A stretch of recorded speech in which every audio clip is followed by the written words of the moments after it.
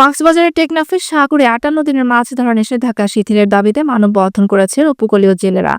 রবিবার দুপুর ২টায় টেকনাফ উপজেলার সাবরাং ইউনিয়নের বাহারছড়া নৌঘাটে এ মানববন্ধন কর্মসূচি অনুষ্ঠিত হয়।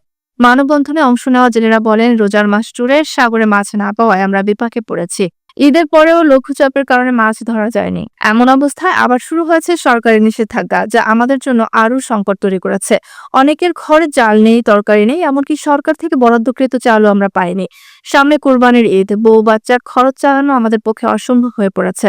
তারা সরকারের প্রতি আকুল আবেদন জানান, অন্তত কোরবানির ঈদ পর্যন্ত মাছ ধরার উপর আরোপিত নিষেধাজ্ঞা সাময়িকভাবে শিথিল করা হোক, যাতে পরিবার পরিজনের খরচ চালানো সম্ভব হয়। প্রসঙ্গত, গত ১৫ এপ্রিল মধ্যপ্রাচ্য থেকে ১১ জুন পর্যন্ত বঙ্গোপসাগরে দেশের সামুদ্রিক জলসীমায় সব ধরনের মাছ আহরণ ও বিতরণ নিষিদ্ধ করে প্রজ্ঞাপন জারি করেছে মৎস্য প্রাণী সম্পদ মন্ত্রণালয়।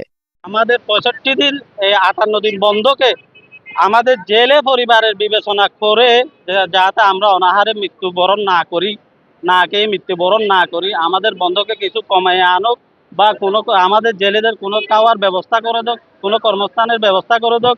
এভাবে আমাদের দিকে একটু বিবেচনা করে যাতে আমাদের ছোট ছোট নৌকাগুলো যেতে পারে।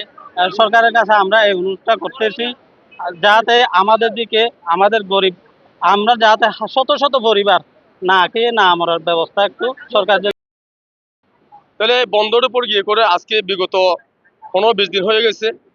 এই যে ১৫-২০ দিনের মধ্যে আমরা যে আমাদের পার্শ্ববর্তী যারা জেলে আছে এদের অবস্থা দেখে আমরা বাসায় আর থাকতে পারছি না। আমরা সরাসরি ওদের রিকোয়েস্টে যারা আছে তাদের রিকোয়েস্টে, জেলেদের রিকোয়েস্টে আমরা আজকে এখানে মানববন্ধন করেছি।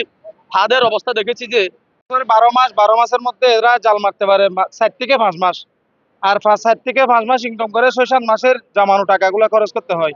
তারা জেলেরা জমা টাকা দিয়ে পারে না, এই কিস্তির থেকে টাকা নিয়ে জেলেদের চলতে হয়। এখন আমি কয়েকদিন শুনতেছি প্রতি সপ্তাহে রবিবার, যেমন আজকে রবিবার, প্রতি সপ্তাহে রবিবার প্রতি কিস্তির মানুষ এসে এদেরকে হেনস্থা করতেছে, টাকা দিতে পারছে না। তাহলে এদেরকে মেয়েদেরকে তারা এসে বলতেছে, তোমরা কিস্তি নিচে কেন, তোমরা টাকা দিতে না পারলে। এভাবে তারাও খুব দুর্দশা চলতেছে বাড়িতে। এটার জন্য আমাদের সরকারের কাছে আকুল আবেদন থাকবে যে বাকি যে কদিন চলে গেছে এগদিন আর বাকি যে কদিন আছে ৩০ দিন ১ মাস কুরবান আসতে, আমাদের ওই ১ মাস যেন জাল মারে মাছ ধরে আমাদের জীবিকা অর্জন করা, আমাদের ফ্যামিলিটা যেন চলে।